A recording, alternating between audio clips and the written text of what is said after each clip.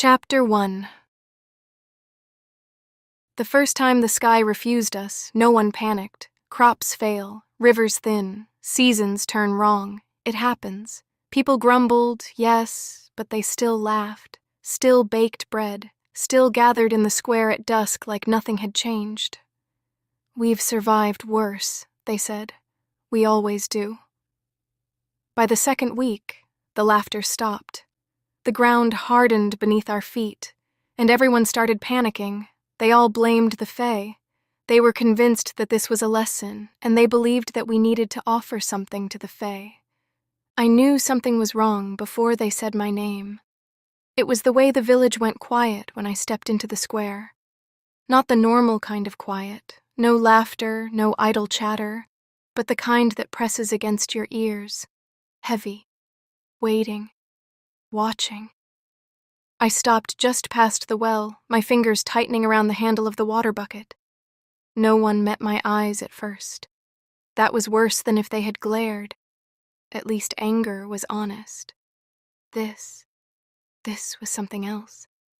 Fear. And underneath it, something sharper. Decision. My stomach twisted. "Reven?" I said, turning towards the village chief and forcing my voice steady. "What's going on?" He stood at the center, hands clasped behind his back like he was about to give a sermon instead of ruin someone's life. His gaze lifted slowly, landing on me with a weight that made my chest tighten. "Come forward, Lysandra." My name sounded wrong in his mouth. Too formal. Too final. I didn't move right away. A few heads turned. A few whispers slipped through the crowd. I caught pieces of them. Fae touched. Strange girl. Those eyes. My jaw tightened. I'd heard it all before. I stepped forward anyway. The ground felt uneven beneath my feet, like something had already shifted, and I was just now realizing I was standing on broken ground. "What is this?" I asked. No one answered, not Hella, who used to press extra bread into my hands when she thought no one was looking. Not old Tam, the village elder who told stories by the fire and always let me sit closer than the others. Not even the girl I'd saved that morning. There had been a strange creature close to the veil. The veil separated the humans from the Fae, and the creature had been about to attack her, but I stopped it. Now she stood near her mother, her arm wrapped in clean cloth, her face pale and tear-streaked. When her eyes met mine, she looked like she wanted to say something. She didn't. Her mother's hand tightened on her shoulder. Silence again. It stretched long enough to feel deliberate. Then Reven spoke. "There was a bargain made." The words landed wrong. Too calm, too clean. My grip on the bucket tightened. What kind of bargain? His eyes didn't leave mine. "The kind that keeps the crops alive." Something cold slid down my spine. "No," I said immediately. "No, you don't get to speak in riddles. Say it." A flicker passed through the crowd. Discomfort, guilt. No one stepped in. No one stopped this. Reven exhaled slowly, like this was an inconvenience to him. "The rains failed," he said. "The river thinned. The livestock began to die. You saw it as well as we did." "I also saw people survive it," I snapped. "We always do." "Not this time." His voice sharpened just slightly. "Not without help." My heart started to pound. "What did you do?" No one answered. Not right away. But I saw it then, in their faces, in the way they looked at me, not as one of them, not as a neighbor, not even as a problem, as a solution. A sick, hollow feeling opened in my chest. "You didn't," I said, quieter now. Reven's gaze didn't waver. "We made an offering." The words rang in my ears. An offering. Like I wasn't standing right there, like I wasn't breathing. "Of what?" I asked. even though something inside me already knew. He didn't hesitate. Of you. The world didn't shatter. That's what I expected. Some kind of break, some kind of collapse. But it didn't. Everything stayed exactly the same. The square, the people, the sound of wind moving through the trees. Only I changed. Something inside me went very, very still. "You're joking," I said.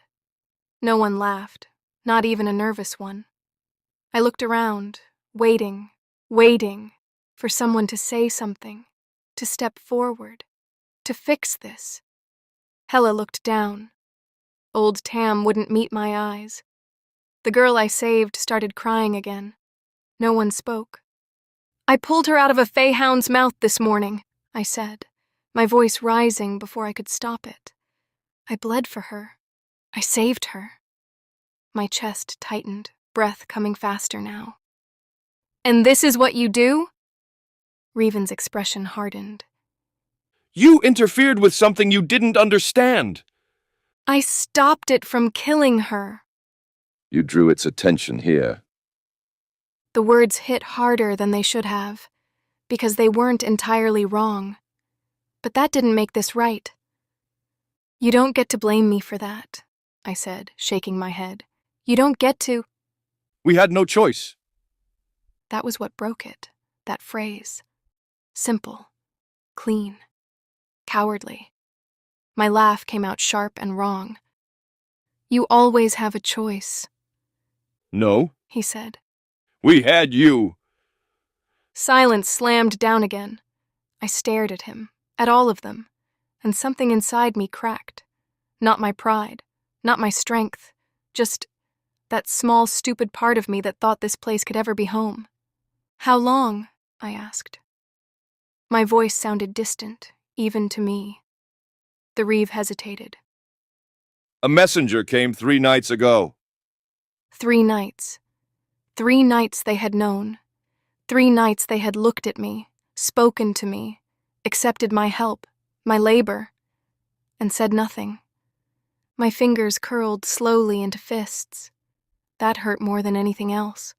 Not the exile, not the fear. I nodded once, slowly, like I understood, like I accepted it. They relaxed. I saw it happen. Just a little. Just enough. That was their mistake.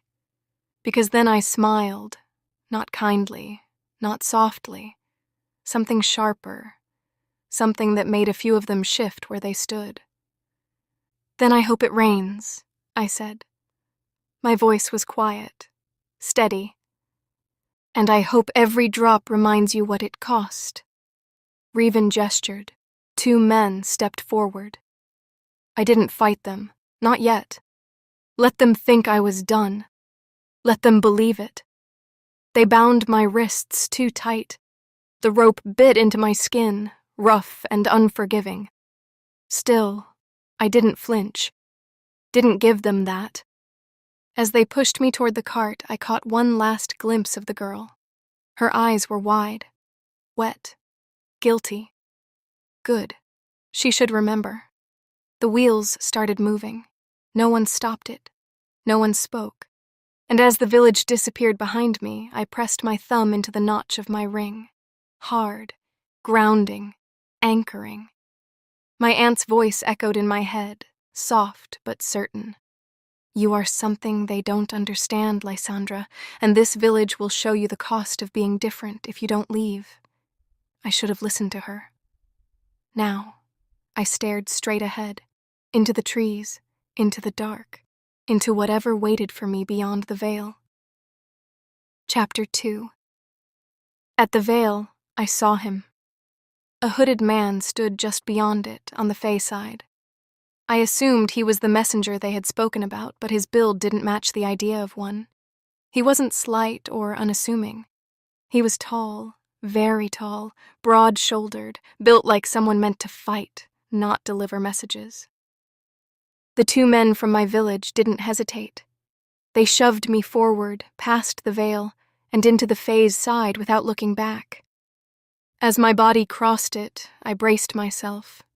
Everyone always said crossing the veil did something to you, that it changed you, that it made people mad, that something inside you shifted the moment you stepped through. And if Faye crossed it, something happened to them too.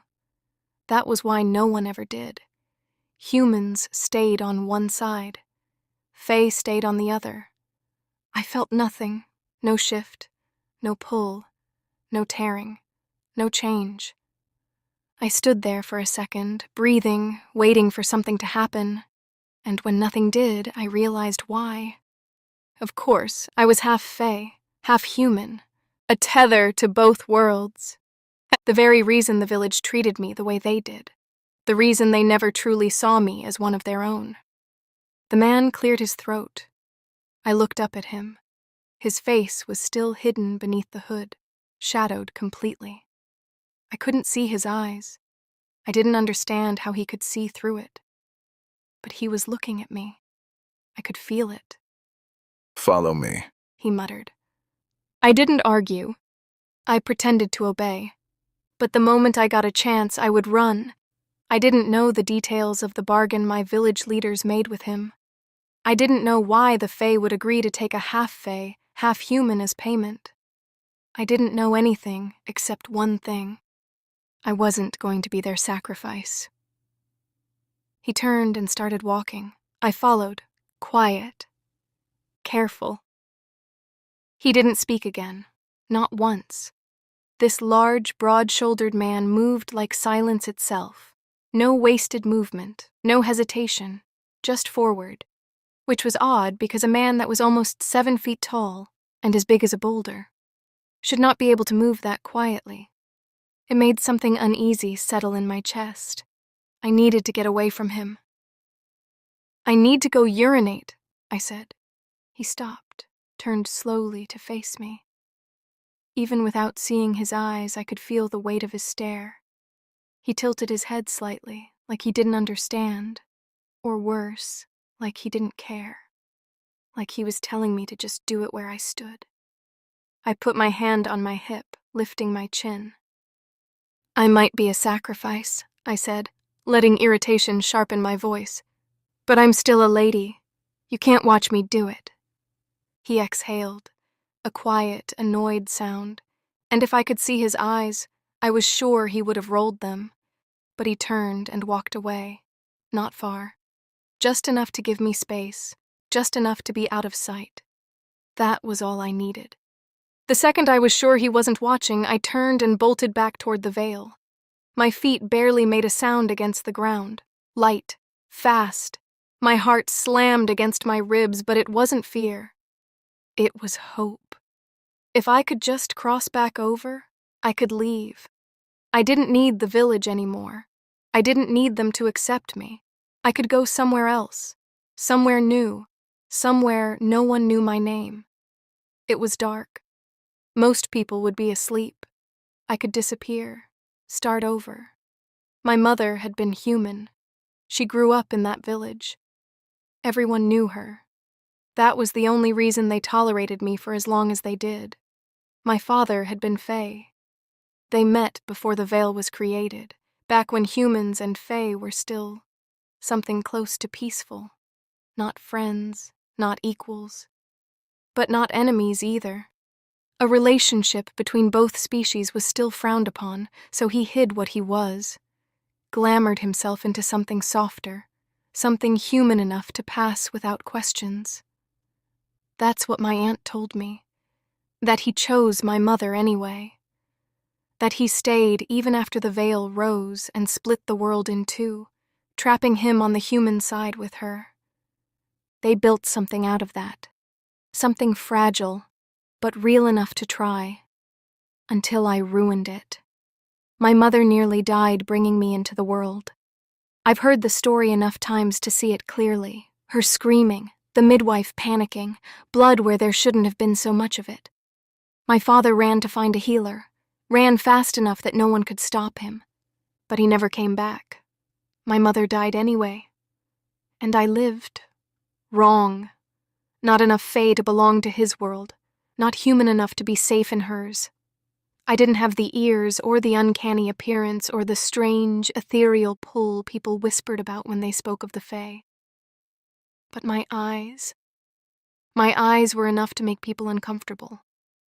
Too sharp. Too still. Too much like something watching instead of something living.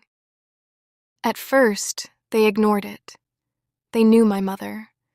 That bought me time. Then my aunt kept me safe. That bought me more. Then she died, and the space she left behind swallowed everything that had been protecting me.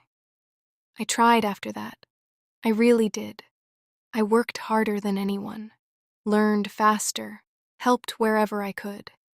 If something needed doing, I was already there. I thought if I made myself useful enough, necessary enough, they would forget what I was, or at least stop caring. I was wrong. And now I didn't care either. I just needed to get out. I would go to another village, somewhere bigger, somewhere no one knew my mother's name or my father's absence, somewhere I could be just another face in a crowd instead of something watched. I would start over. Footsteps, movements. The sound cut through everything. Too close, too steady. Not rushed, not panicked. Certain. I slowed without meaning to, my breath catching as I turned slightly, listening harder.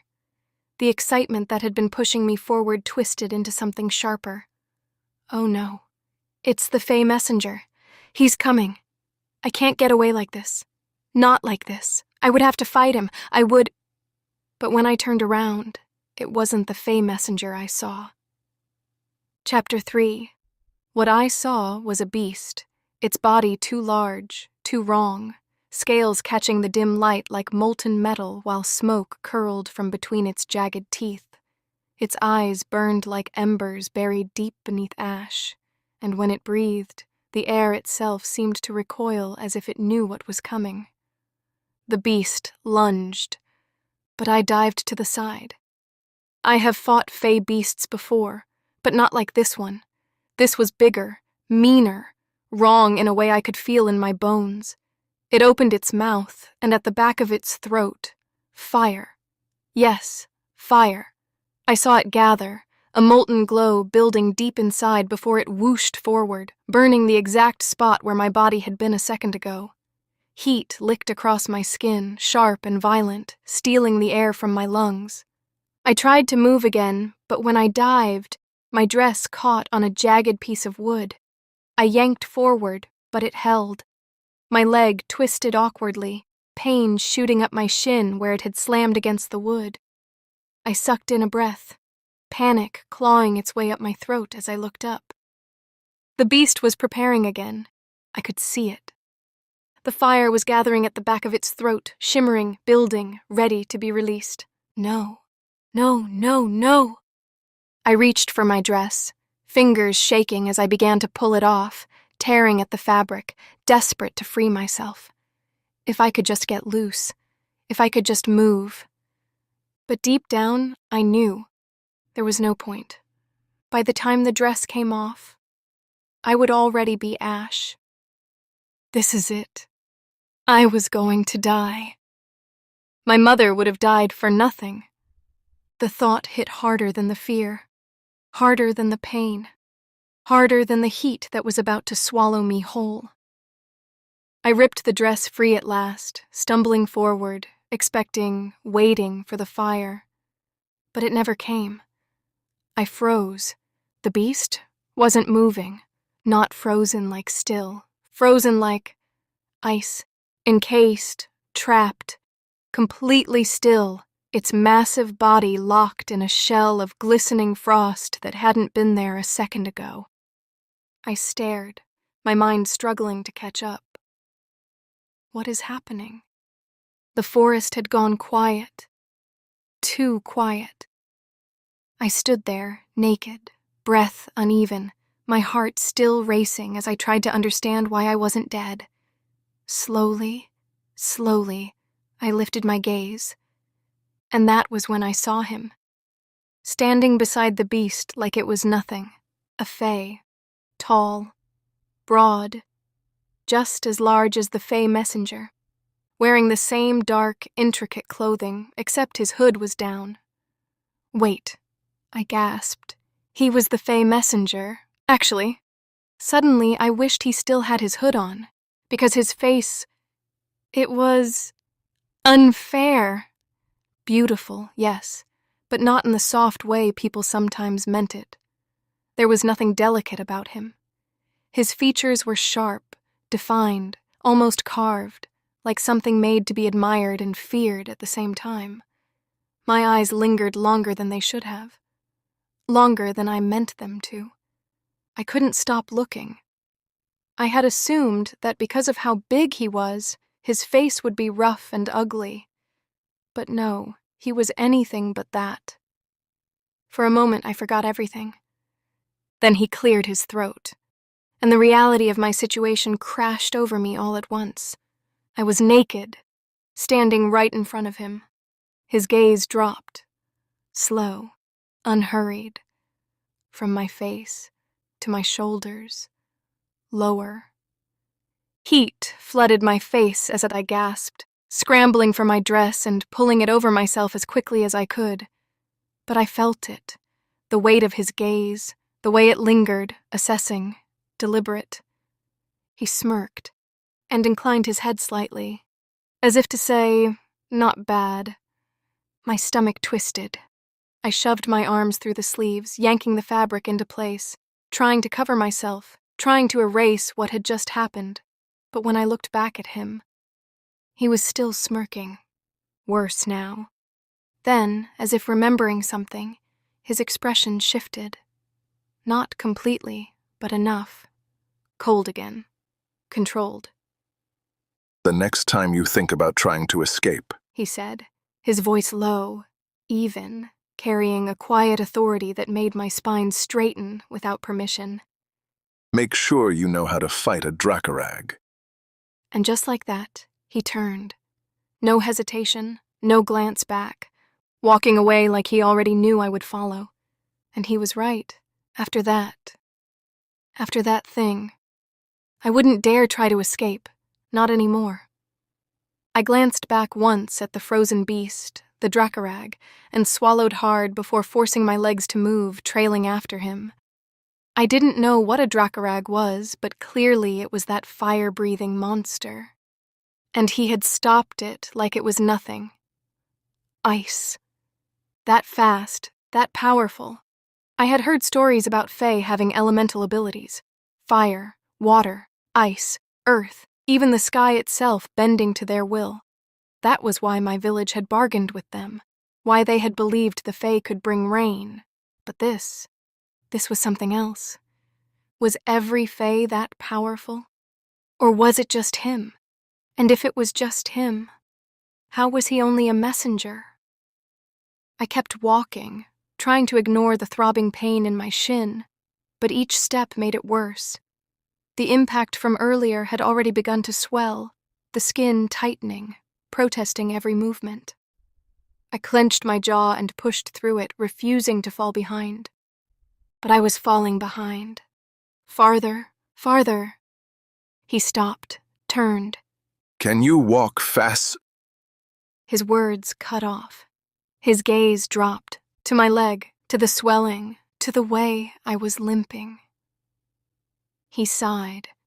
Before I could react, he closed the distance between us, reached down, and lifted me off the ground like I weighed nothing, and then threw me over his shoulder, like a sack of rice. I gasped, my hands instinctively bracing against his. "Put me down! Put me down, now!" I snapped, hitting his back with as much force as I could manage. He didn't budge. Didn't even slow down. If anything, his grip tightened slightly, steadying me as I struggled. The audacity. I might be a sacrifice, but I am not a sack of rice. I said, "Put me down, you overgrown, human-shaped bat." There was a pause. Then, a slight shake beneath me. I blinked. Was he? I gasped again. He was laughing, quiet at first, low, controlled, but unmistakable. I twisted slightly, trying to look at him, but my position made it nearly impossible. All I could see was the dark fabric of his clothes, the steady rise and fall of his shoulders as that quiet laughter continued. That He said, his voice threaded with amusement. was quite creative. I scowled, shifting against his shoulder, trying to regain some dignity that was already long gone. "Put me down!" I snapped again, less sharp this time, more irritated than anything else. "I can walk," You were limping. he said simply. I was managing. You were slowing me down. The words were blunt, unapologetic. I clenched my jaw. "Then leave me behind," I muttered. "Wouldn't that solve your problem?" He didn't respond, didn't even hesitate, just kept walking, steady, unbothered, like my weight meant nothing, like my protests meant even less. "Can you at least tell me where you are taking me?" I asked, trying to keep the edge out of my voice, trying and failing. The palace. He said simply. The word settled in my chest, heavy and unfamiliar. Palace, not a pit, not a forest clearing, not some hidden place where sacrifices were dragged and forgotten. A palace. "Why?" I asked, frowning. "And why did you accept me as a bargain?" You ask too many questions. He said. His grip tightened slightly, not enough to hurt, just enough to remind me how easily he could. Stay quiet, He added, voice dropping just enough to send a chill down my spine. or I'll put you to sleep. I didn't ask how. I didn't want to know. I went still against him, biting back anything else I wanted to say, the question still burning at the back of my throat. So I stayed quiet. But my mind didn't. Because none of this made sense. I was supposed to be a sacrifice, not this, not carried, not protected, not taken to a palace. My fingers curled slightly against the fabric of his clothes as the thought settled deeper, heavier. If I wasn't being brought there to die, then what exactly was I being brought there for? Chapter 4. I didn't even realize it when sleep took me. But when I woke, I wasn't flung over his shoulders anymore. Instead, I was nestled against his chest. We were on a horse. I didn't even remember getting on one. The steady rhythm of its movement was what pulled me awake. The warmth of his body beneath me grounding in a way I didn't expect. He looked down at me. There was a faint smile on his lips. But the moment he realized I was awake, watching, he masked it. Just like that. Gone. Replaced with that same controlled, distant expression he always wore. Before I could ask him what he was staring at, the horse slowed, then stopped, and when I looked up, I forgot everything else. We stood before massive gates carved from dark stone, vines of silver twisting through them like they had grown there naturally. Beyond them rose a palace that looked less built and more formed, its towers stretching elegantly into the sky, glass and stone blending seamlessly with the forest around it, glowing faintly like it held its own light. The gates opened. Not slowly, or reluctantly. They opened like they had been waiting. I didn't need anyone to tell me where we were. The palace. Men approached the horse and bowed deeply. Welcome home, Princess. Welcome, General. I froze. My mind stuttered. Princess? I twisted slightly, craning my neck to look up at him, to see if he would react, if he would correct them, if he would laugh. But he didn't. He didn't look surprised. If anything, he looked annoyed. He stepped down from the horse, then held his hands up toward me. I hesitated for a fraction of a second before taking them, letting him help me down. The moment my feet touched the ground, he released me and dismissed the men with a flick of his hand. And that was when I saw it. Welcome home, Princess Lysandra. The words stretched across the entrance in large, elegant script. I stared at it. "What?" I muttered. Then I turned to him, my chest tightening. My words rushed. "What is this? Why? How? What is going on? Why is my name written on there?" He didn't respond. "Answer me," I said, sharper this time. Because you are Princess Lysandra of Arendelle. I scoffed, shaking my head immediately. "Well, yes, I see that it's written there, but I am not a princess. You all must be mistaken. My mother was the former chief's daughter, and my father is some low-born fae. I'm telling you, I'm not the princess," No, he said calmly. your father isn't a low-born fae. He's the crown prince of Arendelle, the heir to the queen's throne, which makes you the princess of Arendelle. I stared at him, then shook my head again. "No," I said, more firmly this time. "No, this has to be some kind of joke. If I was a princess, then why did you talk to me that way? Why did you treat me like a sack of rice?" He smirked. Well, He said, voice laced with quiet amusement. you are a princess, not a god. I stared at him. That was not an answer. "If I was really the princess," I pressed, "why did you take so long to bring me here? And where is my father?" The words came out sharper than I intended, but I didn't care. I'd like to give that bastard a piece of my mind for leaving me and my mother. He turned to me then, actually looked at me, surprised. You don't know? I frowned, shaking my head. "Know what?" He didn't answer, not directly. Instead, he said, The queen is waiting. But first, we need to get you dressed. and just like that, he turned and walked away, leaving me standing there with more questions than before. He led me through the palace, the halls wide and impossibly grand, the walls lined with intricate carvings that seemed to move if I looked too long.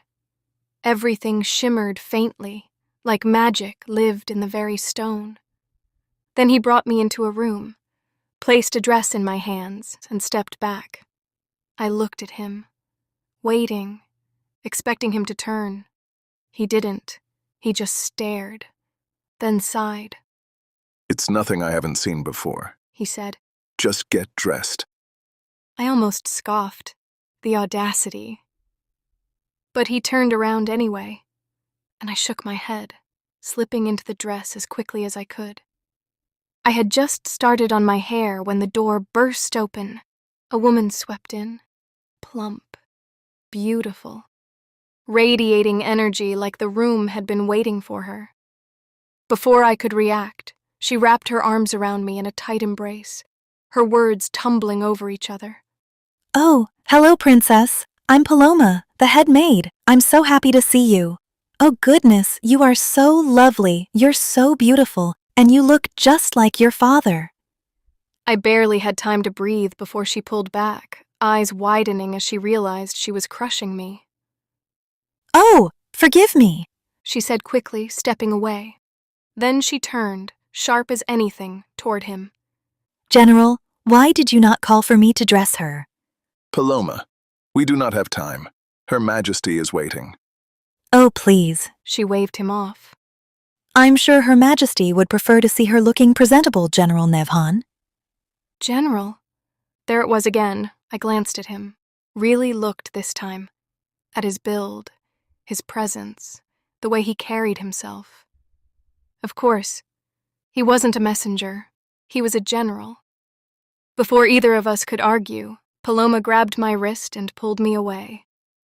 The next few minutes were chaos, warm water, scrubbing, lathering, drying. She chased Nevhan out of the room without hesitation, applied rouge to my cheeks, fixed my hair. And then she brought out a completely different dress. The one he gave me was forgotten. This one was something else entirely. Soft green, flowing, light.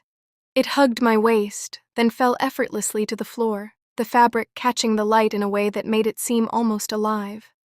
The sleeves were sheer, delicate, brushing against my skin like mist.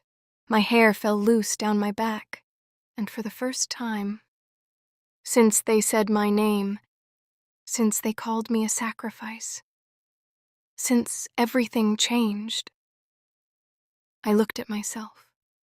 And I didn't see the strange girl, the one whispered about, the one tolerated, the one given away. I looked, and for the first time, I felt like a princess. Chapter 5. Lysandra. While still staring at myself in the mirror, the door suddenly flung open. Paloma, the queen is waiting. But he didn't finish his sentence. He stopped mid-step, his gaze locking onto me like he had forgotten why he came in the first place. His mouth parted slightly, his expression caught somewhere between surprise and something I couldn't quite name. Under the weight of it, my cheeks suddenly felt hot, the kind of heat that crept up slowly and betrayed you without permission. Paloma turned, immediately catching the moment, her lips curving into a knowing smile. You like what you see, eh, General? He went red instantly. I wasn't. He stuttered, the words tangling before they could fully form. He exhaled sharply instead, as if giving up on recovering whatever dignity he had left, then muttered under his breath, refusing to look at me again. Let's go. I followed after him, but he kept his gaze fixed ahead, rigid, deliberate, as if looking at me again would undo him entirely. The walk through the palace halls felt longer than it should have, the silence between us stretching, heavy but not entirely uncomfortable. When we finally reached a set of towering double doors, carved with intricate fey symbols that seemed to shimmer faintly under the light, he stopped and turned to me. The court can be cruel, He said, his voice quieter now, steadier. Whatever the queen does or says to you, or how she treats you, know that it is not a reflection of how she feels. He paused, as if debating whether to say more, then added, softer. You look beautiful, by the way. Another pause. You always do, even when you were covered in grime. But now, His gaze flickered over me briefly before he forced it away again. now you look like the future queen you're meant to be. For a second, I stood there frozen, the weight of his words settling somewhere deep in my chest, confusing and unexpected. But I didn't have time to process it, because in the next moment, he pushed the doors open. The throne room unfolded before me in overwhelming grandeur, vast and impossibly tall, its ceilings arched like the inside of a cathedral and lined with gold-veined stone that seemed to glow softly in the light. Rows of nobles filled the space, draped in silks and jewels, their presence sharp and suffocating, and as one, their heads turned toward me, their eyes gleaming with curiosity, judgment, and something far less kind. Princess Lysandra of Arendelle, The usher announced, his voice echoing across the room. I stood still for a moment, because at the far end of it all, seated upon the throne, was her. The queen. The woman who was my supposed grandmother. She was beautiful in a way that didn't feel entirely real, her features smooth and untouched by time, her posture regal and effortless. She looked no more than 10 years older than I was, which made sense. Fae age very slowly, and once they reach 25, time seems to loosen its grip on them entirely. But her eyes were something else. Ancient. Calculating. The kind that saw everything and forgave nothing. Nevin gestured subtly for me to move forward, and I snapped out of my thoughts, forcing my feet to carry me across the polished floor. But it was too late. I heard them, the snickering, the whispers, the quiet cruelty that wasn't meant to be hidden very well at all. Half human. this is supposed to be the future queen? How unrefined. Didn't she grow up in a village? So she's basically a peasant. One voice said louder than the rest, confident and unapologetic, cutting through the others like a blade.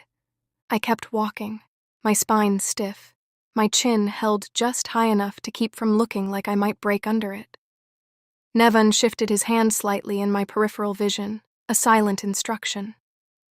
To bow. I did. But not correctly, and they noticed.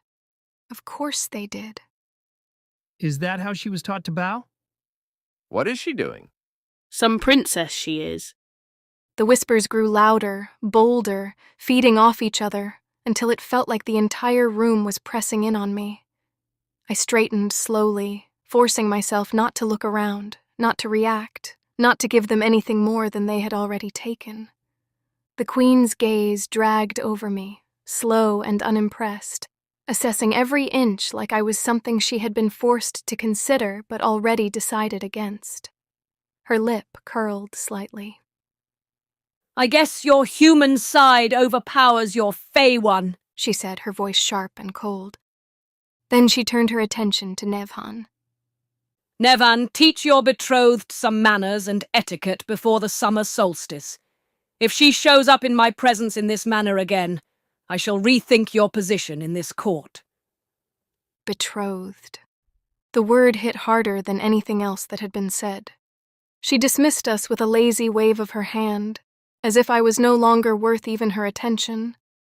But my mind was no longer in that room. Betrothed? What? How?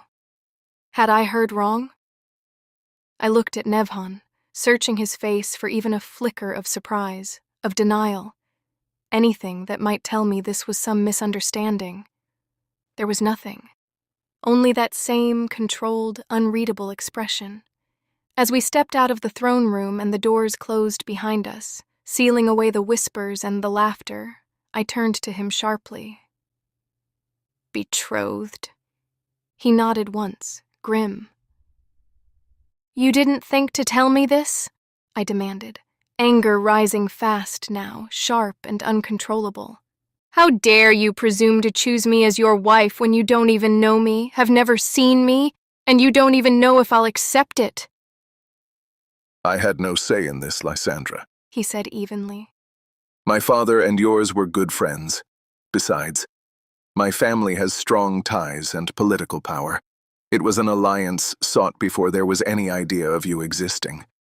It was a bargain agreed upon. His gaze held mine. That cannot be broken. What?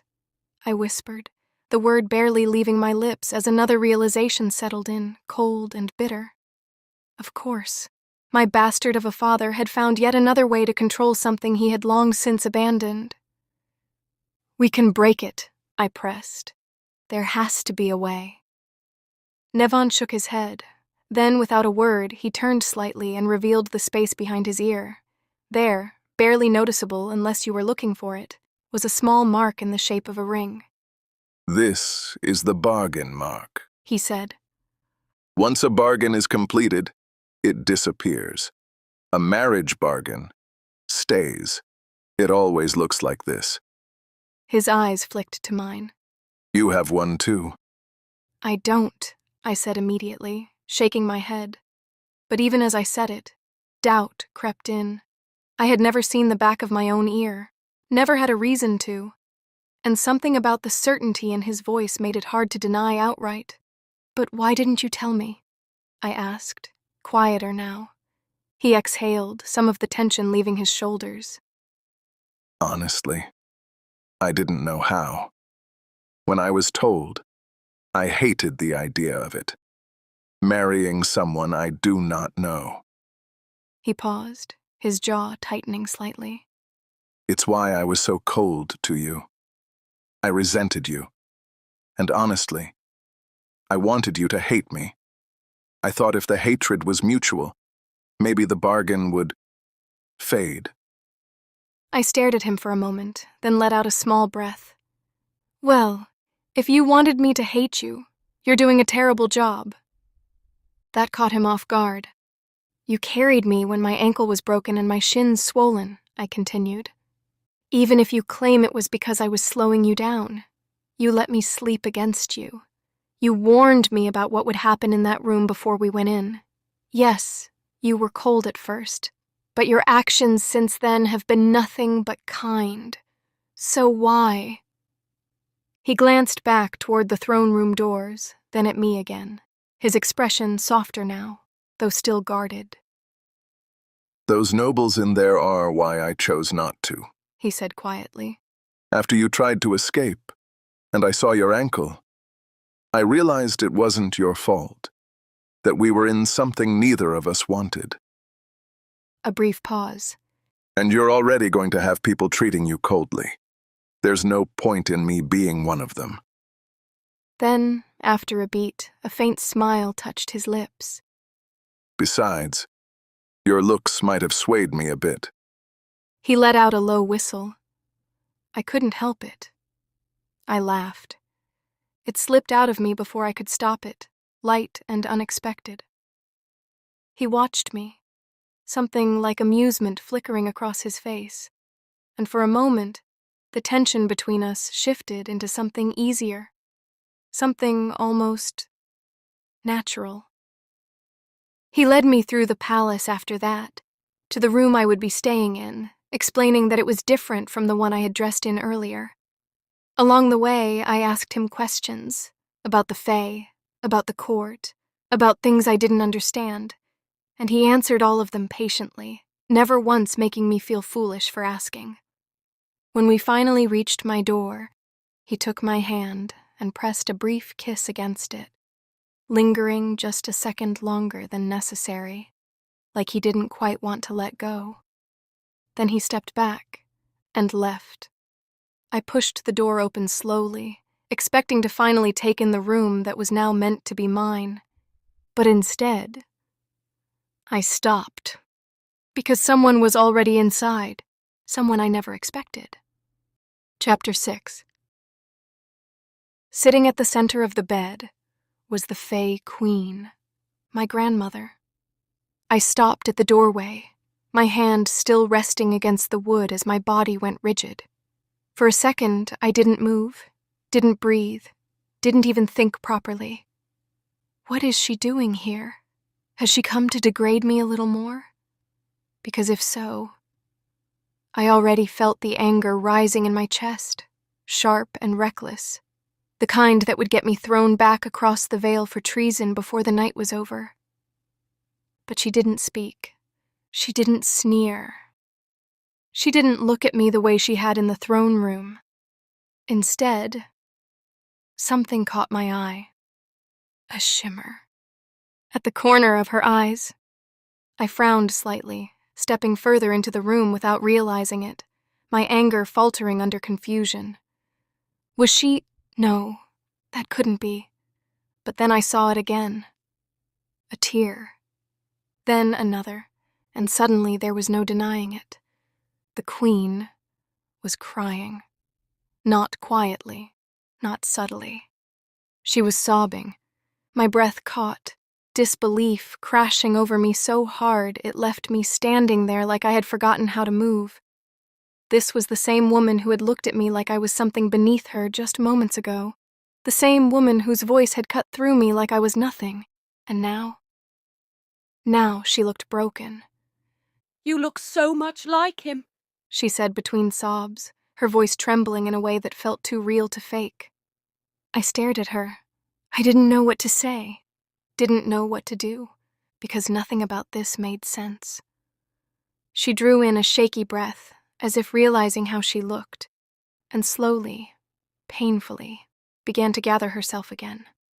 The tears didn't stop completely, but she straightened, wiping at them with a quiet dignity that somehow made it worse. I'm sorry for what I said in the throne room earlier, she said, her voice steadier now, though still heavy with emotion. I know you have no reason to listen to me, but trust me when I say it's all for a good reason. I said nothing. I couldn't. Because I didn't understand how the same woman who had humiliated me in front of an entire court was now sitting on my bed, apologizing, and crying. I thought of Nevin's words. The court can be cruel, whatever she says. It is not a reflection of how she feels. My gaze shifted back to her, and for the first time, I wondered if he had been telling the truth. I know you have questions, She continued softly. and I am here to answer them. She gave me a small, almost fragile smile. Take a seat. I won't bite, I promise. I hesitated. Then slowly, cautiously, I moved closer and sat down across from her, close enough to see the way her hands trembled slightly, close enough to see the grief she wasn't hiding anymore. She reached out and took my hand. The contact startled me, but I didn't pull away. Her grip tightened slightly, as if grounding herself. More than 2 decades ago, She began, her gaze lowering to our joined hands. before the veil, your father told me about his human lover, your mother. Her lips pressed together briefly, something conflicted flashing across her face. He told me he wanted to marry her, make her his crown princess. She exhaled slowly. I was furious. Her fingers tightened around mine. I forbade it. I told him he could take your mother as a lover, but he could not marry her, because if he did, she would one day become queen, and our rule in the court was already fragile. Her voice hardened slightly at that, like it was a decision she had justified 1,000 times. He agreed. A pause. Or at least, he made me believe he did. Her eyes lifted to mine. But he went to the human lands anyway. My chest tightened. When the humans and the witches joined forces to build the veil, no one knew about it. Not the Fae, not even most humans. It was done in secrecy. Her voice dropped. Your father didn't know. I swallowed, a strange unease settling in my chest. A spy I had in the human palace told me the veil would be put up that night. She continued. I immediately went to find your father. I wanted to warn him, to bring his lover before it was too late, before she was trapped on the other side. Forever. Her grip on my hand tightened again. But I found out he had already gone. A flicker of pain crossed her face. Out of anger toward me. Silence stretched for a moment before she continued. I sent 2 of my fastest Fae after him. One had teleportation magic. The other had the power of invisibility. They should have reached him in time. Her voice broke. They didn't. I felt my breath hitch. The veil was completed before they could return. Your father and the 2 Fae I sent were trapped there. I stared at her. Shock. Confusion. Something deeper. Something I didn't want to name yet. I wanted to be angry at her. For forbidding the marriage. For everything that had led to this. But something told me there was more. More she hadn't said yet. More truths buried under everything she had just revealed. So instead, I asked, "Why did you wait this long to get me?" My voice came out quieter than I expected. "And where is my father?" Her expression shifted, and something in my chest tightened before she even spoke. The answer is the same for both. A pause. I didn't come for you sooner because your father was killed. The words hit like a physical blow. I stared at her. No. It came out instinctively. Immediate. Firm. My father didn't die, I said, shaking my head. He abandoned me. My mother was in labor and he left. He never came back. My voice wavered slightly, but I pushed through it. And even if he did die, what does that have to do with you not coming for me? Her gaze softened, deeply, painfully. No, child. She said gently. My son loved your mother. He would not do that. A pause. He is dead. I shook my head again. No. I refused to accept that, refused to let go of the anger I had held onto for years. Because if he wasn't a coward who abandoned us, then what had he been? Was the last day he was seen the 3rd month, 21 years ago? She asked quietly. I stilled. Slowly, I nodded. That was the day I was born, I said. My mother was having a difficult birth. He told my aunt he was going to get a potion to help. My throat tightened, but he never came back. She nodded. That's because he was killed. Silence, heavy, crushing. I felt it, She added softly. when his life was taken. Fae feel the death of those they love. My chest tightened painfully. You said killed, I whispered. Not died. Not an accident. Her gaze hardened slightly. No, Lysandra. A pause. He was killed. The room felt too small, too quiet. And that is why he never came back. She continued. And why I did not come for you sooner. I was afraid the same thing would happen to you. Her voice dropped. That you would be killed too, if they knew of your existence. I sat there in silence, her words echoing in my mind. The father I had hated, blamed, resented for years, was never a coward, never abandoned me. He had been taken. From us. From me. I swallowed hard, forcing myself to breathe through the weight of it. It explained the tears, the way she had looked at me. If Paloma was right, if I really did look like him, then I wasn't just a granddaughter to her. I was a reminder of everything she had lost. I nodded slowly, trying to process it all. But something still didn't sit right. Something still felt incomplete. But why now? I asked, my voice steadier than I felt. Why come get me now? She exhaled. Because of the marriage bargain, She said. which I'm sure you now know about. I nodded. Oh, good. She said faintly. That saves me the trouble of that conversation. Then her expression shifted again. More serious.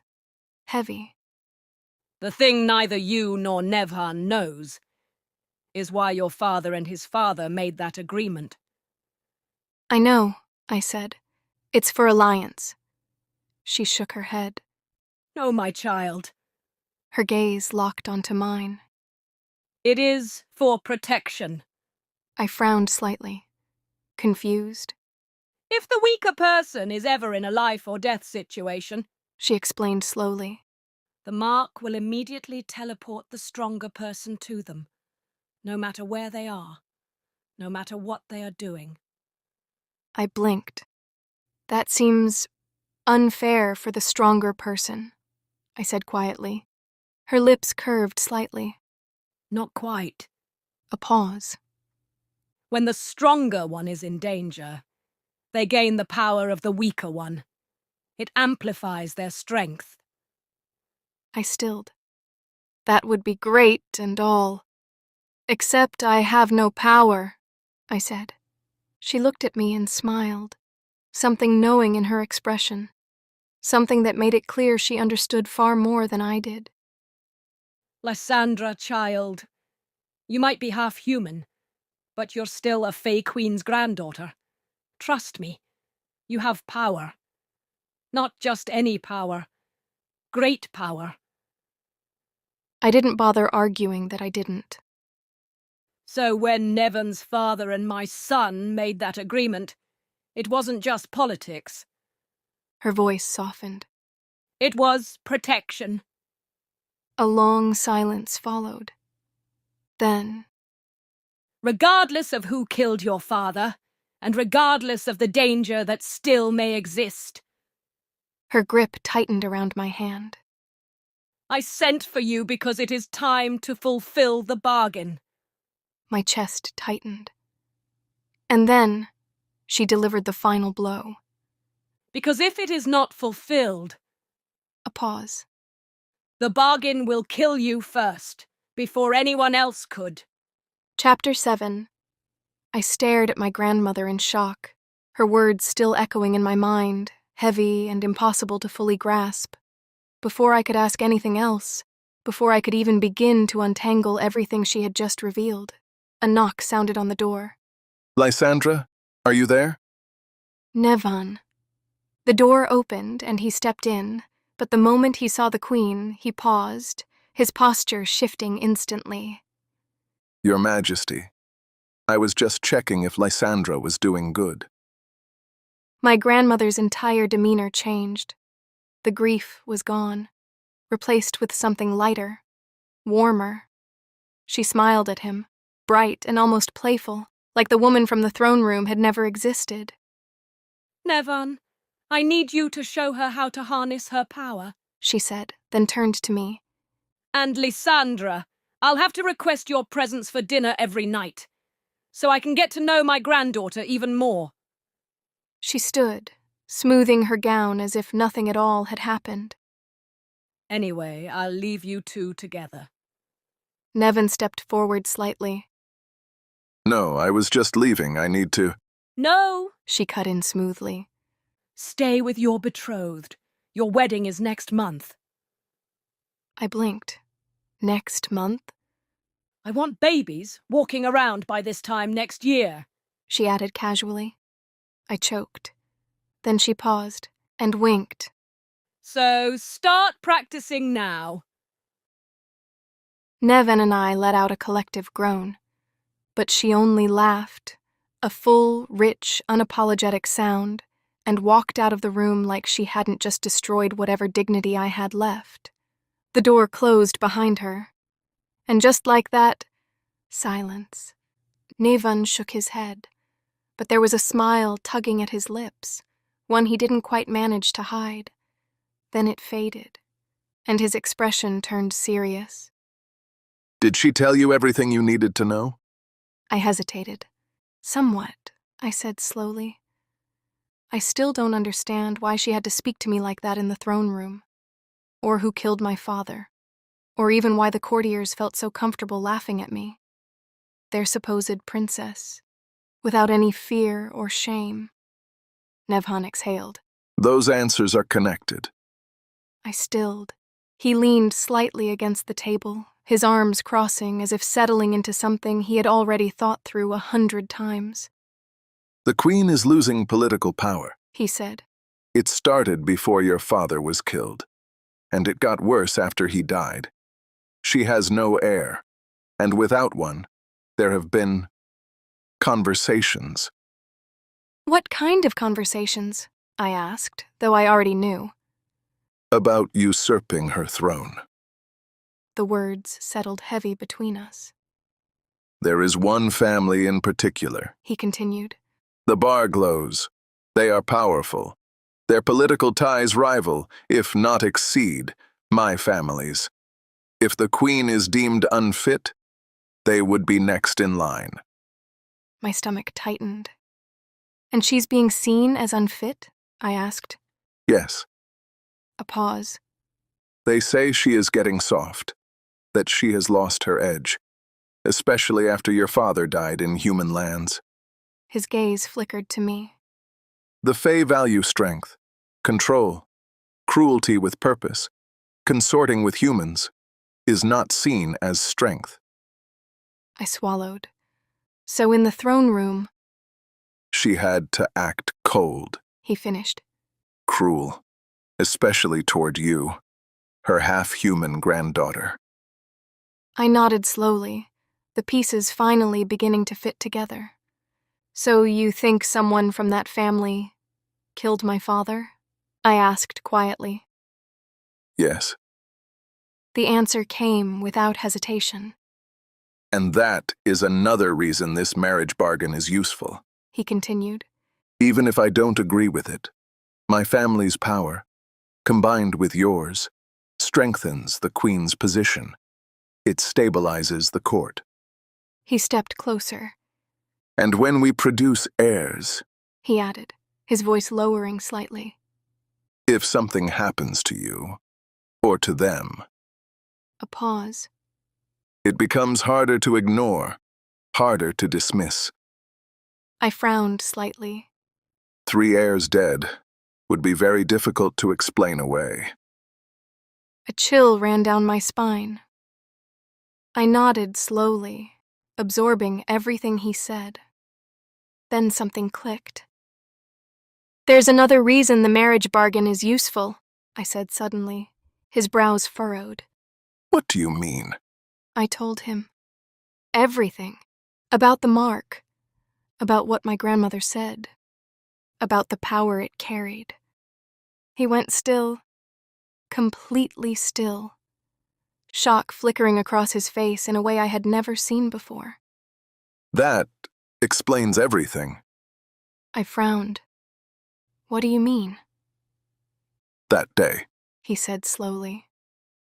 yesterday, when the Dracarag attacked you. His gaze sharpened slightly. One moment I was nowhere near you, and the next, I was there, freezing it. My breath caught. I didn't know how I got there. He continued. I thought it was some kind of protection the Queen placed on you. He shook his head slightly. But now, His eyes met mine. it makes sense. A pause. This changes everything. He straightened. Focused, All right. he said. The Queen wants you prepared before the summer solstice. That's 1 month from now. My stomach dropped. I will train you He continued. to harness your power before then. During the solstice celebration, it is tradition for nobles to challenge one another. I already didn't like where this was going, I guarantee someone from the Barglow family will challenge you, he added. publicly, to humiliate you, to prove to everyone that you are weak. I crossed my arms slightly. And what happens when they're right? I asked. They won't be, His tone left no room for doubt. because you will win. He said. I stared at him. You expect me to be ready in a month? I asked. To face someone who has trained for years? Someone who has lived for decades? Centuries, even? He stepped closer.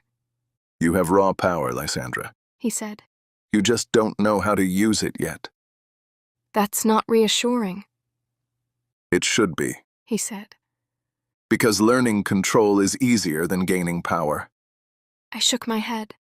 But against someone experienced, With power like yours, he cut in. skill becomes secondary. I still didn't look convinced. He sighed. Then, Think of it like this. he said. I narrowed my eyes slightly. Do you think a 2-year-old Dracarag fears a 100-year-old ant? He asked. I blinked. What? After all, He continued calmly. the ant has had years to refine its skill.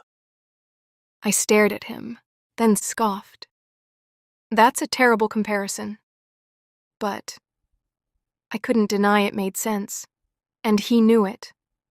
A small smile tugged at his lips. You're wrong about one thing. Nevon said. I frowned. What? That being half human makes you weaker. I scoffed. That's what everyone says, That's because most Fae fight the same way. he replied. Their magic is trained, controlled, predictable. And mine isn't, No, he said. yours won't be. I stilled slightly. Humans adapt. He added. Fae don't need to. They rely on what they already are. But your magic will change in the middle of a fight. It won't follow what they expect. A pause. And that makes you dangerous. I looked down at my hands. They won't see that. Good. I glanced up. Let them. I exhaled slowly. And you really think I can beat them? I know you can.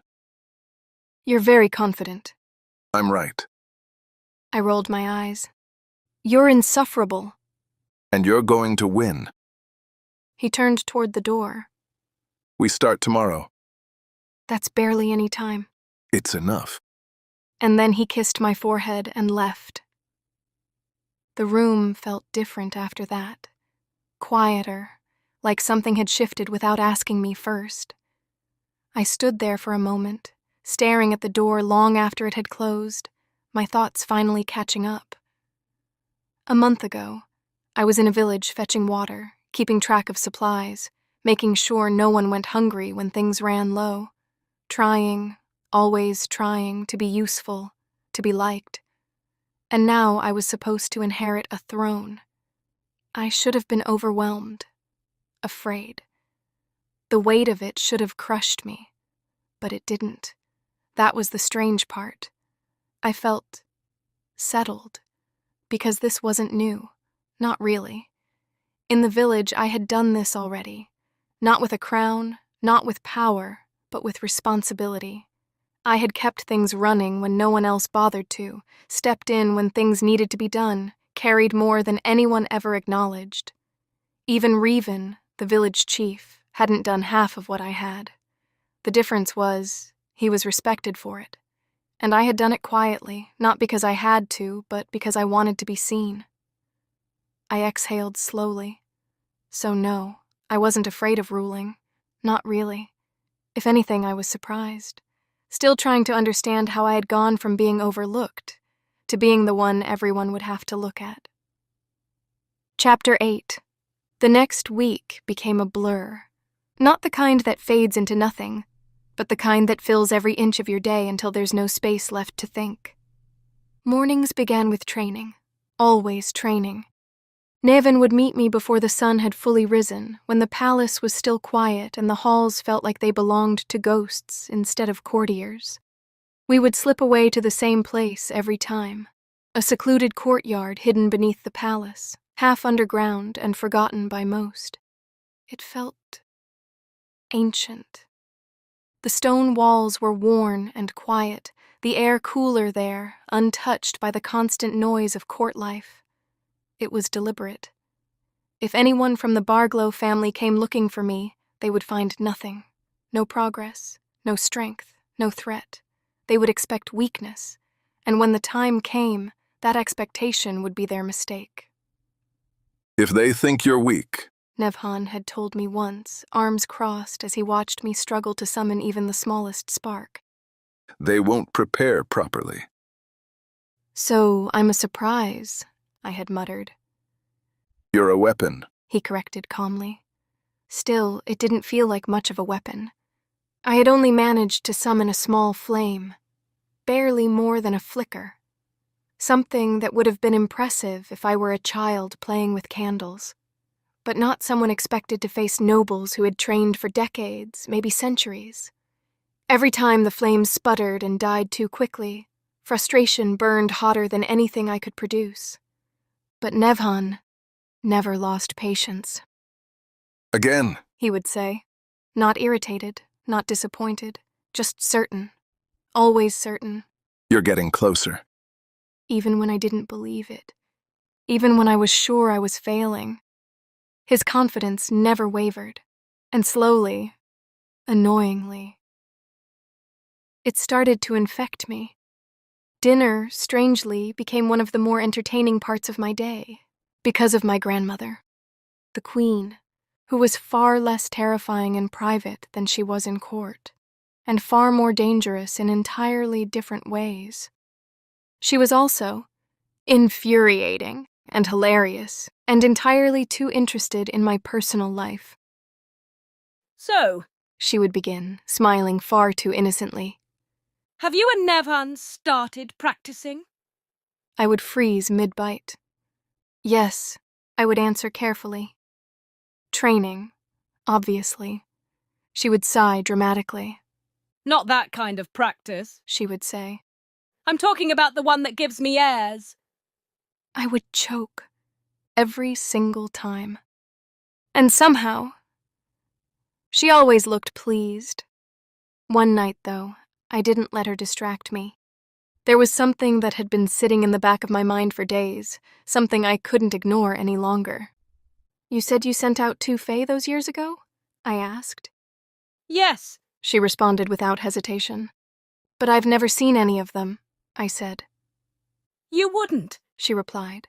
They glamoured themselves to look human. But trust me, they stayed in your village.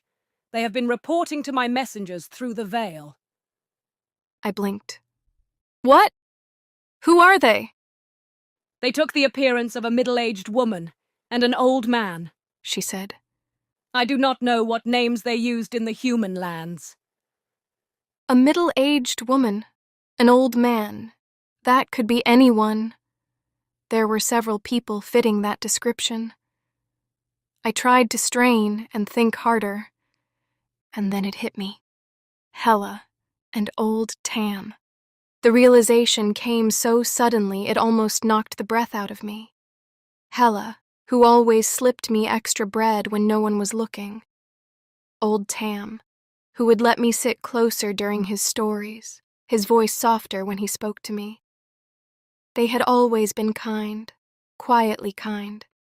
And I had thought they let it happen, that they stood there and watched as the village gave me away. My throat tightened. They didn't betray me, I whispered. No. My grandmother said gently. They sent you home. Relief flooded through me so sharply it almost hurt. I told her about them, about the bread, the stories, the small moments of kindness I hadn't understood at the time. She listened, and when I finished, she nodded once. When we find a loophole around the veil, She said, I will reward them greatly. I smiled. They deserve it. More days passed. And somewhere between exhaustion and repetition, something shifted. Training stopped feeling like something I had to endure, and became something I looked forward to. Part of it was the progress. Small, frustratingly small, but still there. And part of it was Nevhan. There was something deeply unfair about how composed he always looked, even while putting me through relentless training. The way he moved, the way his sleeves shifted when he did, the way his muscles tensed and relaxed like it was nothing at all. It was distracting in a way I refused to acknowledge out loud. It was also very hard to ignore. One morning, everything changed. I had just finished training. Another weak flame, another failure. I was still annoyed about it as Nevhan walked me back to my room, his presence steady beside me, his voice calm as he told me I was improving. I didn't believe him. Not yet. Then a noblewoman passed us, and she didn't just glance at Nevan. She lingered. Her gaze dragged over him slowly, deliberately, like she was already imagining what it would feel like to have him. Something inside me snapped. It wasn't logical. It wasn't even something I understood, but it was immediate, sharp, possessive. Nevhan looked back at her, not with interest, not with flirtation. Just a brief, neutral acknowledgement, like she was nothing more than another person in the corridor. It didn't matter. The fact that he looked at all, my chest tightened. Heat pooled low in my stomach, then surged upward, fast and violent. My breath hitched as something unfamiliar twisted inside me, something raw and instinctive and far too powerful to ignore. I stopped walking. Nevhan noticed immediately. Lysandra. I didn't hear the rest, because suddenly I was burning, not metaphorically, not figuratively, burning. Heat rushed through my veins like wildfire, spilling out of me before I could stop it. Flames erupted around us, sharp and wild, licking up the stone walls, curling dangerously close. I sucked in a breath, panic clawing at my throat. I slammed into the fire before I could finish. Cold, precise, immediate. Nevhan. The flames hissed, fought, then died under his control, dissolving into nothing but smoke and the echo of heat still lingering in the air. Silence fell. My heart pounded. I stared at him. He stared at me, and then he laughed. Not shocked, not afraid, relieved, proud. You did it. He said, stepping closer, his eyes bright with something almost wild. I told you you could. Before I could respond, he pulled me into his arms and lifted me off the ground, spinning me once, like this moment, meant everything. And somehow, it did. A laugh escaped me, breathless and unsteady, but real. When he set me down, the world didn't feel quite right anymore. Or maybe I didn't. His hands lingered on my waist a second longer than necessary. His gaze dropped to my mouth, then back to my eyes. Something shifted, something deeper than before, and then he kissed me. There was no hesitation, no warning, just heat. I gasped against him, my hands gripping his arms without thinking, my entire body reacting before my mind could catch up. This wasn't like the kisses I remembered, awkward, shallow, forgettable. This felt consuming, like the same fire I had just lost control of had changed form and settled somewhere inside my chest. When he pulled back, I was still trying to breathe, still trying to understand, still trying not to lean back into him. His voice dropped, softer now.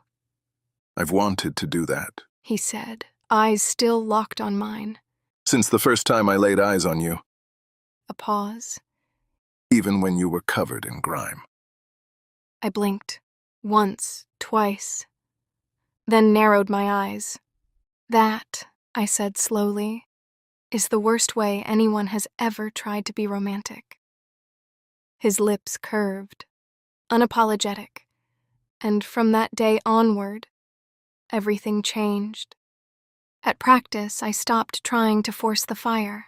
Instead, I chased the feeling.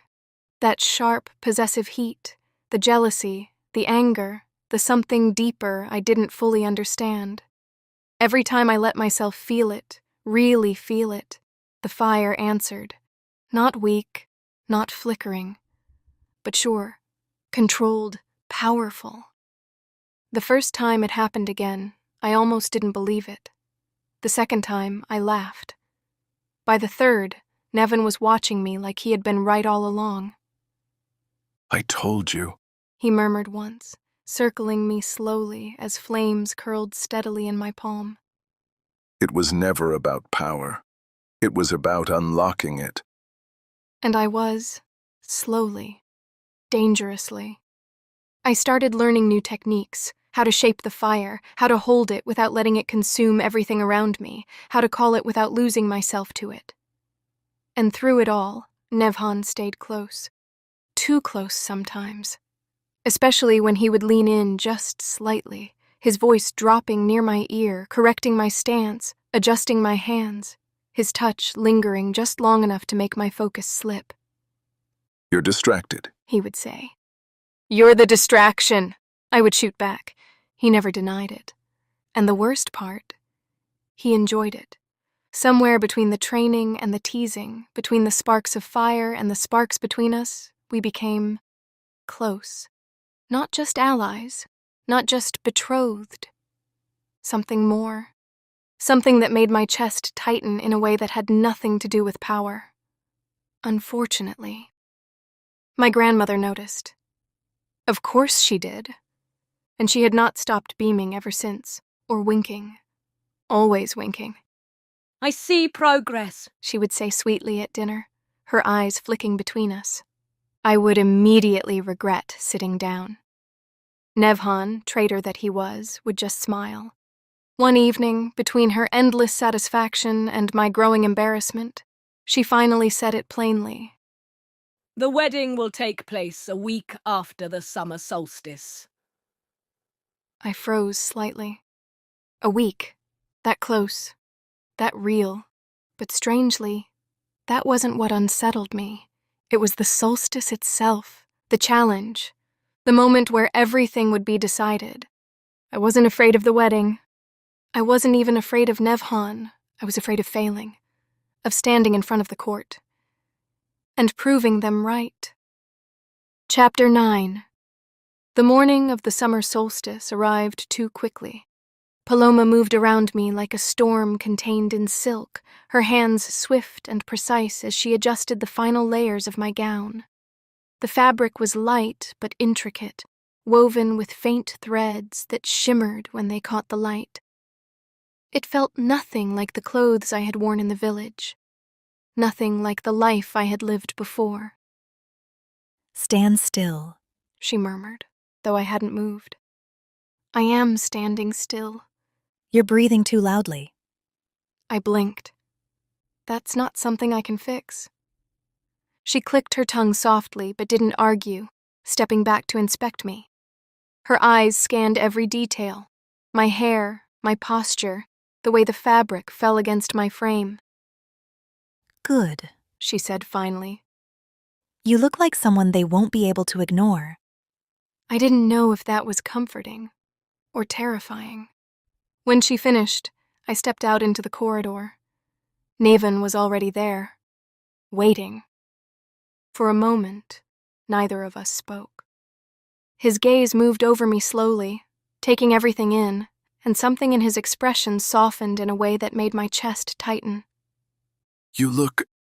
He started, then stopped, like he didn't want to say too much. Say it, I said. He huffed lightly. dangerous. I raised a brow. That's not what you were going to say, No, he admitted. but it's what matters today. We walked side by side, the palace louder than usual, filled with movement, voices, anticipation. Every step toward the solstice hall felt heavier than the last. Before we reached the entrance, Nevin stopped. I turned to him. What is it? He hesitated.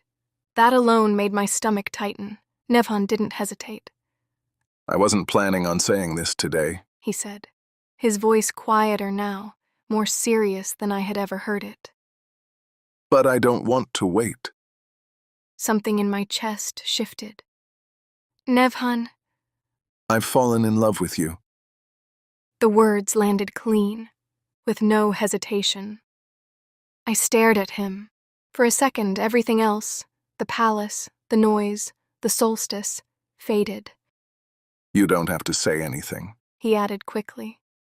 I just needed you to know. I shook my head slightly. No, I said, my voice softer than I intended. I do. He stilled. I've fallen in love with you too. Something in his expression broke open. He stepped closer and kissed me. Certain, warm, grounding. When he pulled back, there was a faint smile on his lips. You know, He said lightly. I spent years resenting my father for this arrangement. I huffed softly. That's reassuring, I thought I was being forced into something I didn't want. he continued. And now He shook his head slightly, almost amused at himself. I can't thank him enough for bringing you into my life. I didn't trust myself to respond to that. So I didn't. Instead, I said, You're going to be there, right? His expression sharpened. The entire time. He said. No matter what happens. I nodded. That was enough. We walked into the ball hand in hand, and the moment we did, I felt it. The shift. Heads turned. Every gaze towards us, whether they meant to look or not. The music didn't stop. The conversations didn't fully die, but they softened, warped, twisted around the fact that I had entered. I could hear the whispers almost immediately. Half-human. That's her. The princess. The unfit heir. I kept my chin lifted, my grip on Nevhan steady, my steps measured and deliberate. If they were waiting for hesitation, for weakness, for even the smallest crack in my composure, they would not find it. The announcer's voice rang out, sharp and commanding, cutting through the room with practiced ease. Princess Lysandra, granddaughter of the Queen, heir to the throne. Every eye settled on me fully then. No more pretending, no more half-hidden glances. I stepped forward, letting Nevan's hand slip from mine as I moved into the center of the space, feeling the weight of their attention press against my skin. This time, when I bowed, I did it perfectly. Not a second too early, not a second too late. My back straight, my movements controlled, my timing exact. I had practiced it until it was muscle memory, until it no longer felt like performance but precision. When I rose, I didn't look away. I met their gazes, one by one where I could, and for a moment, just a moment, the whispers faltered. Nevan moved away then, taking his place beside my grandmother, and I felt the absence of his hand immediately, even though I didn't look at him. I didn't need to. He had told me he would be there, that he would stay. That was enough. I let that settle somewhere steady in my chest as I turned back to the room, and then I heard his voice. Well? Lion Barglow said, stepping forward like the space belonged to him, like this had always been his stage. At least she knows how to bow. There was quiet laughter at that, not loud or bold, but enough. Enough to remind me exactly what they thought of me. His eyes dragged over me, slow and unimpressed, like he was already bored of whatever this was going to be. I challenge her! My pulse didn't spike. That surprised me. If anything, everything inside me went still. I accept, I said, my voice steady, carrying further than I expected it to. The floor shifted beneath us, the ballroom opening into the arena with a smooth, practiced ease that told me this had been done countless times before. This was tradition, spectacle, entertainment, and now I was part of it. We stepped into the center, the crowd forming a ring around us, their anticipation thick and hungry. Lion didn't rush.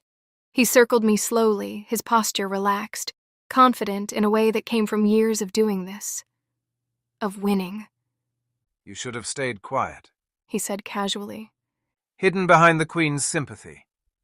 This will be embarrassing for you. I didn't respond. I didn't need to. He moved first, fast and precise, his magic striking out in a sharp, controlled arc that I barely avoided. The force of it brushed past me, close enough that I felt the bite of it against my skin. Another strike came immediately after, and then another, each one clean, practiced, predictable in its precision, but overwhelming in its speed. I moved, adjusted, reacted, just as Nevan had said I would. Not cleanly, but faster each time. My body learning as I went, adapting to the rhythm of his attacks even as he pressed harder. The first time the fire came, it wasn't hesitant.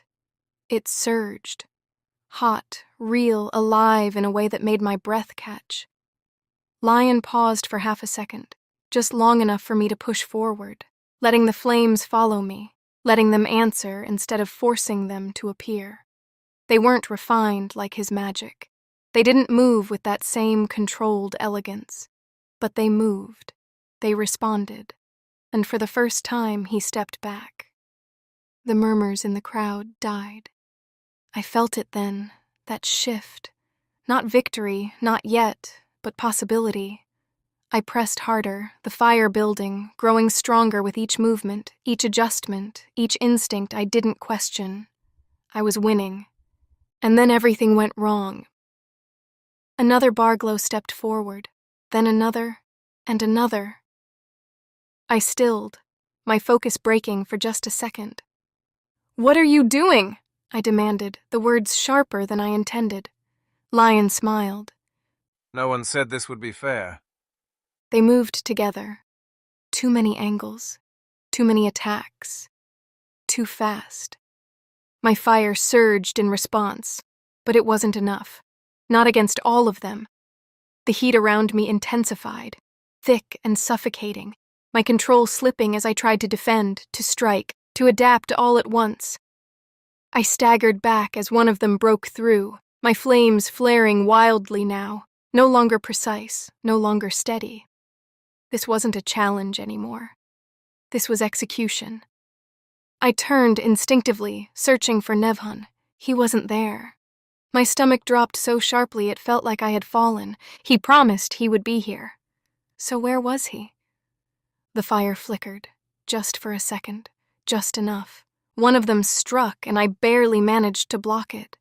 Another followed immediately after, and another, each hit pushing me further back, each movement slower now, heavier, harder to keep up with. I couldn't hold this. I couldn't. This is how I die. The thought came clear, cold, and then something inside me answered. Not fear, not panic. Something else. A surge moved through me, sharp and sudden, but not like before. Not just heat, cold and ice. It cut through me, clean and precise, threading itself through the fire instead of fighting it. It looked exactly like the ice Nivhan summoned. My breath caught as the sensation spread, familiar and undeniable. My flames moved with the ice. They burned brighter, hotter, but somehow also colder. The barglows hesitated. I didn't. The power moved fast, faster than anything I had done before, my body following without hesitation, without doubt. The fire and the ice lashed out, but it didn't just burn or freeze. It tore through their defenses, through them. One fell, then another. They tried to regroup, to counter, but it was too late. The power didn't stop. It didn't hesitate. It didn't care. Lion's expression changed, the confidence cracking just enough for me to see it before everything ended. Then he was gone too. The arena fell silent. I stood there, my chest rising and falling, the strange, burning cold power still flickering at my fingertips, my mind struggling to catch up with what had just happened. That power wasn't just mine. That wasn't... The world tilted. The crowd blurred. The ground beneath me shifted like it was no longer solid, and before I could make sense of any of it, I wasn't in the arena anymore. Chapter 10. The world did not fade this time. It snapped. One moment I was in the arena, my lungs burning, my veins still full of fire and something colder, sharper, not entirely mine. The next, the ground lurched beneath me and I stumbled into darkness so sudden it made my head spin. For one disorienting heartbeat, I thought I had died. Then I heard breathing, not mine, someone else's, low, controlled, familiar. I lifted my head and froze. Nevhan stood only a few paces in front of me, his body held rigid, a knife pressed to his throat. The blade sat just beneath his jaw, so close that even in the dim light I could see the thin line where it bit into his skin. The man behind him held him with practiced ease, one arm locked across his chest, the other hand steady on the knife, like he had no doubt in the world that he could end him before I took another step. Step closer, the man said, his voice almost bored. And I'll slit his throat. My entire body went cold. Not the sharp cold of power, not the clean, strange cold that had threaded through my flames in the arena. This was something uglier, heavier, the kind that starts in the stomach and spreads until your limbs feel full of stone. I couldn't breathe for a second, couldn't think. I just stared at the blade at Nevhan's throat and the awful, impossible fact that he was here. Not beside my grandmother where I had last seen him, but in front of me like bait in a trap I had already stepped into. He met my eyes. There was no panic in his face, only tension, calculation, a warning. Do not rush. Looks like my family still can't do anything right, the man said.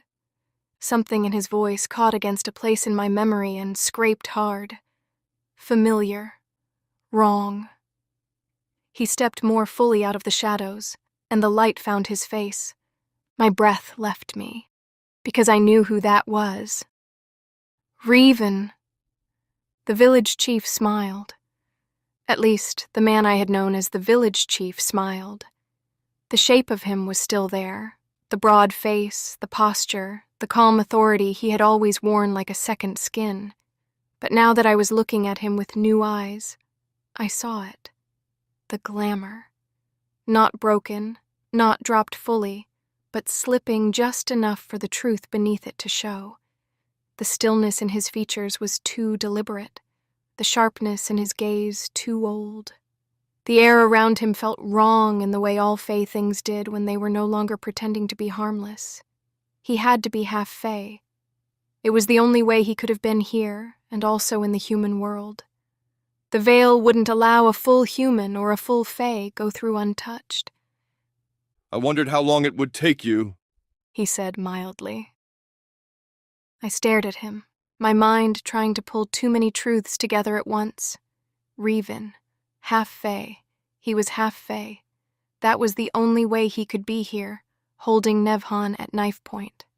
My heart pounded so hard it felt painful. No, I whispered. But I wasn't denying what I saw. I was denying how much of my life it rewrote in a single moment. Yes, he said, though not fully, half like you, as I'm sure you figured out, by my presence here in the Faelands.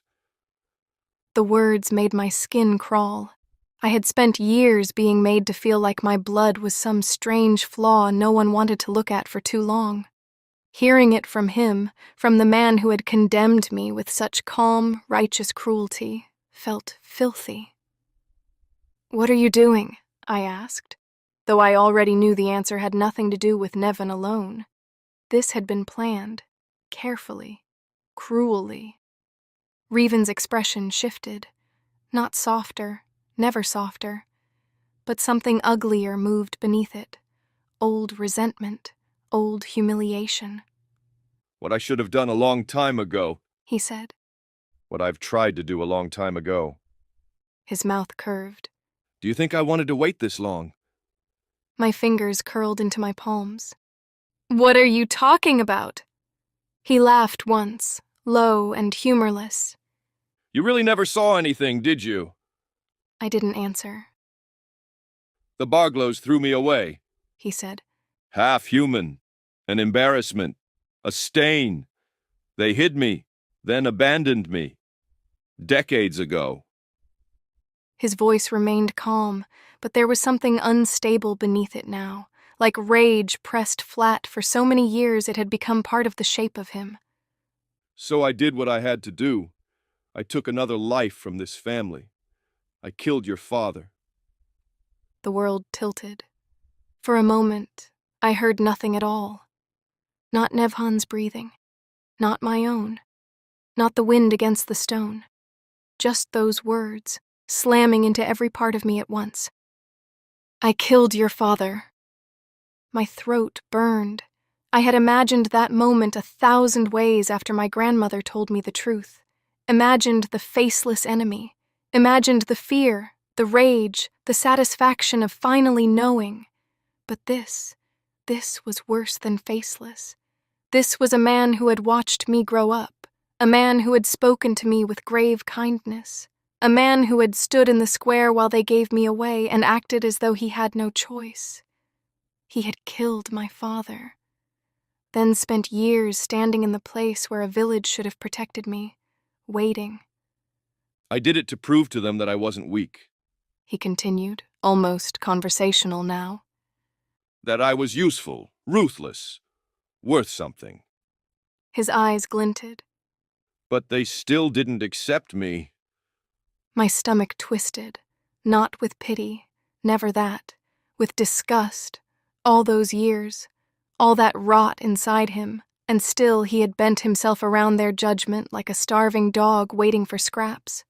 So now, he said, pressing the blade a fraction closer to Nevhan's throat.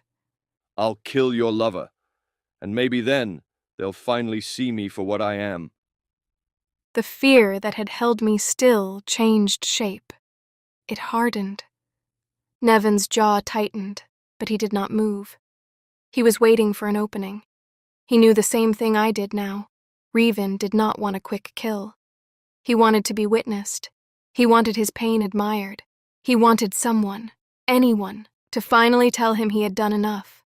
A strange calm moved through me. There's no need. Revan's eyes flicked to mine. What? I swallowed once, then lifted my chin. There's no need to prove yourself to them. His brows drew together. Why is that?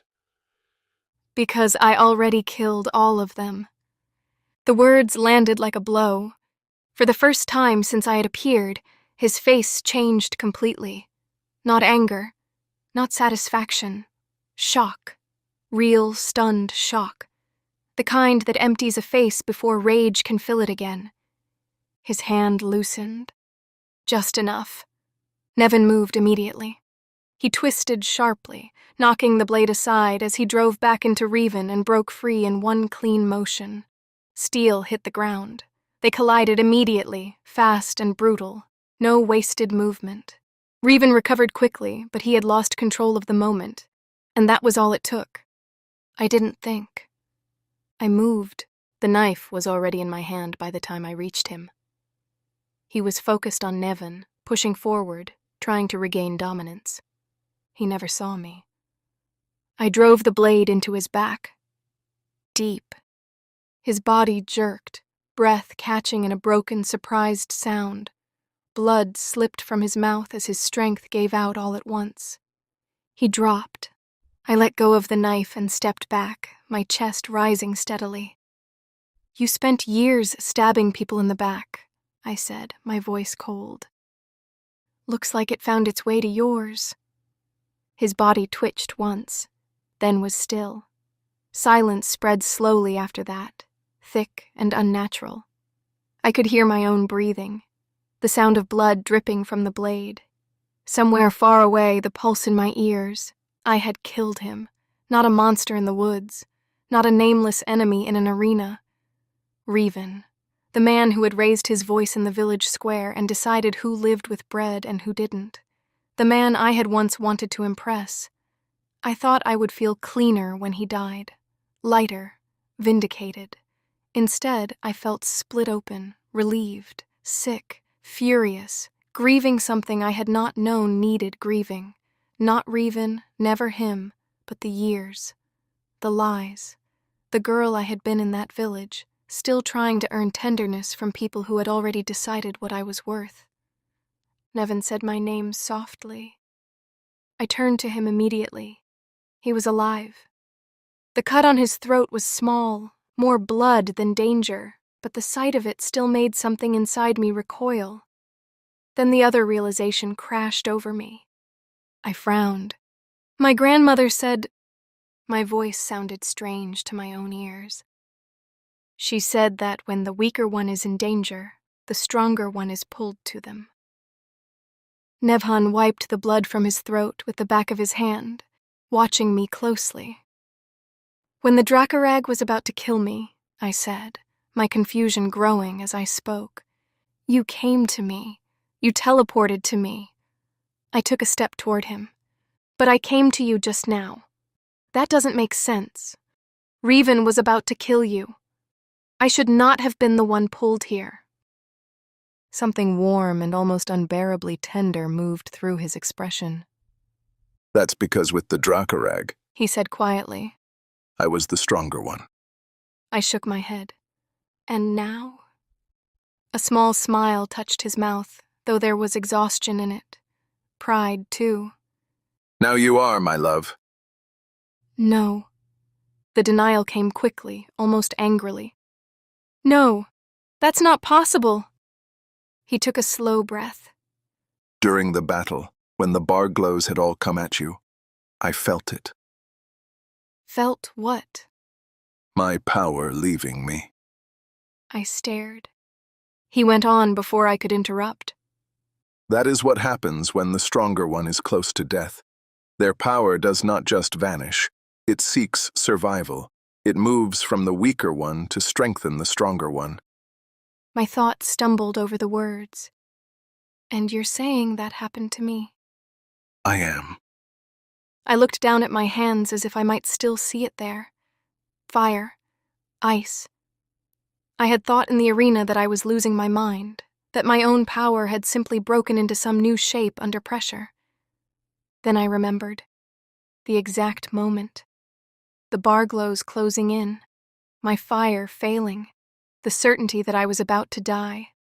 And then the cold, not outside me, inside, his ice woven through my flames. I looked back up at him, stunned. That was you, It was my power, he corrected gently. but it obeyed you. I shook my head again, slower this time, because part of me was already remembering too much. The way the fire had changed, the way it had listened faster, struck harder, become something beyond what I had trained for, something terrifying. That would mean, I swallowed, that I'm stronger than you. His smile deepened a little, pride shining through his eyes. Yes, I stared at him in disbelief. He should have argued, should have soothed it away, should have laughed and told me not to be ridiculous. Instead, he stood there bleeding lightly from the throat and looking at me like I had become exactly what he always said I would. I don't know what to do with that, I admitted. you don't have to do anything with it tonight. He stepped closer, slow enough to let me move away if I wanted. I didn't. You survived. So did I. That is enough. Epilogue. 5 years later. The palace had never been this loud. I stood at the edge of the courtyard, watching 6 small bodies tear across polished stone like a storm no one could contain. Laughter bounced off the high walls, sharp and bright, followed immediately by shouting, arguing, and the unmistakable sound of something being knocked over. 2 sets of triplets, 6 children. I exhaled slowly through my nose. This, I said, not taking my eyes off them, is your fault. Nevhan, standing beside me, didn't even try to hide his amusement. I don't recall forcing anything. You encouraged it, I replied. I supported it. That is the same thing. It is not. One of them, our second son, I think, darted past us at full speed, nearly colliding with my leg before twisting away at the last second. Another chased after him, shouting something completely incoherent, while the youngest of the girls attempted to climb onto a stone ledge she absolutely should not have been climbing. Don't! I started. Too late. She slipped, and didn't fall. A small flicker of flame steadied beneath her feet for just a second, just enough to catch her balance before it vanished like it had never been there. I went still. Nevin did too. We both watched her carefully as she grinned to herself and continued climbing like nothing had happened. Well, He said quietly. that answers that. I didn't respond immediately. Fire. And likely more. It had taken me years to understand what I carried, what I had become. And now it lived in them too. Messier, wilder, untrained. I dragged a hand down my face. This is going to be a problem, It's going to be interesting. he corrected. It's going to burn the palace down.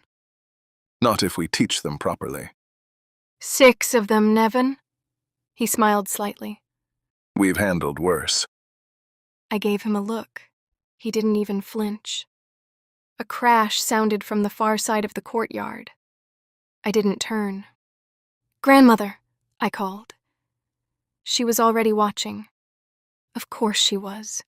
She stood a few steps away, hands folded neatly, looking far too pleased with herself as she observed the chaos unfolding like it was some sort of performance arranged for her entertainment. Yes, dear.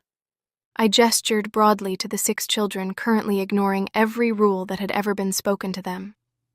You wanted this. I did. Then you can help with it. Her lips curved. I already am. That is not help, I said flatly. That is watching. That is supervision. That is not the same thing. It is when you are the queen. I narrowed my eyes at her. You were the one who kept insisting Nevin and I needed to secure the future, I reminded her. Well, the future is currently climbing walls and setting things on fire. A small laugh escaped her. And it's thriving. I sighed. You're helping. She tilted her head. Am I? Yes. No. Yes, I repeated, more firmly this time. She watched me for a moment longer, then finally relented with a soft, amused exhale. Very well. One of the boys ran straight toward her. Without even looking, she caught him mid-motion and turned him around like it was nothing. Not that way, she said lightly. He obeyed instantly. I blinked, then slowly turned to her. You've been hiding that. She smiled. You never asked. I shook my head, but I couldn't stop the small smile that followed. The noise in the courtyard softened slightly after that. Not quieter, never quiet, but contained. Less destruction. Slightly. I leaned back against the stone railing, letting myself breathe for a moment. 5 years. 5 years since everything changed. The Barglows were gone. Not just defeated, gone. What remained of their name had been erased piece by piece, their influence stripped from the court until there was nothing left to hold on to. No quiet alliances, no hidden loyalties. No one left to finish what Revan had started. My father's name had been restored. That had mattered more than I expected. Not for the court. For me. The truth had settled something I didn't realize had been breaking inside me for years. He hadn't left. He hadn't abandoned us. He had been taken, and now he was remembered the way he should have been. I glanced toward the palace doors briefly. My mother's and aunt's ashes lived here now, not hidden, not broken, healing. Slowly, but truly. That, too, had been something I hadn't known how much I needed until I had it. You're thinking again, Nevin said quietly. I looked at him. I rule. That requires thinking. You disappear when you do it. I huffed softly. I'm right here. He studied me for a second, then nodded like that was enough. It always was with him. I was right. He added. About what? You. I rolled my eyes slightly. You're going to need to be more specific. You won, he said simply. I looked back at the courtyard, at the 6 children running through it like they owned everything they touched, at my grandmother who now, finally, had 2 of them firmly under control, at the life I had somehow built out of something that had once felt like it would swallow me whole. I didn't win, I said after a moment. His brows lifted slightly. I survived, I corrected, and then I made something out of it. His expression softened, but there was pride in it. That sounds like winning to me. I didn't argue, because maybe he wasn't wrong. A small body crashed into my side, wrapping arms around my waist without warning. I looked down. One of the girls grinned up at me, completely unapologetic. Mother, look! I followed her pointing finger just in time to see 2 of her brothers attempting something that was absolutely going to end badly. I sighed, then straightened. We're going to have to divide them, I muttered. Nevin laughed quietly. Strategically? Survival, I corrected. He stepped closer, his hand brushing mine briefly before he looked out at the courtyard again. They'll be strong, he said. They already are, I replied. There was no fear in that anymore. Just certainty. The fire in them didn't scare me. The ice didn't either. Because I knew what it meant now. Not destruction, not chaos, potential. I looked at Nevin. You stayed. I said quietly. I said I would. He had. Through everything. That had never changed. Somewhere behind us, another loud crash sounded. This time I did turn and started walking toward it. Your turn, I said over my shoulder. I disagree. You don't get to. He sighed, but followed anyway. And as the noise, the laughter, and the chaos closed around us again, I didn't feel overwhelmed. I felt complete.